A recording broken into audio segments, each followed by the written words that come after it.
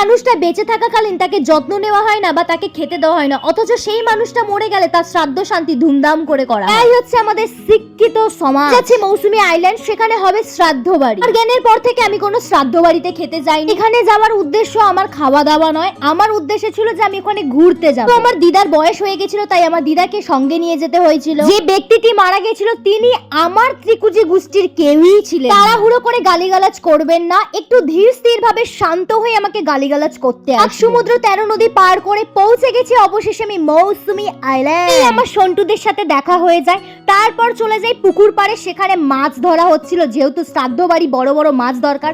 কত বড় বড় পুকুরে মাছ পড়েছে বাবারে। আমি চলে যাই আমার দাদুর ভাইয়ের বাড়ি। তাদের এই গাছে ডালিম না বেদানা কিছু একটা হবে, এটা হয়েছিল, এটা পেড়ে একটু খেয়ে নিলাম। তারপর চলে আসে আমি আর আমার বোন এখানে খেতে। শ্রাদ্ধর খাওয়া দাওয়া নয়, এটা হচ্ছে আত্মীয় স্বজনদের জন্য রান্না করেছিল, বুঝেছো?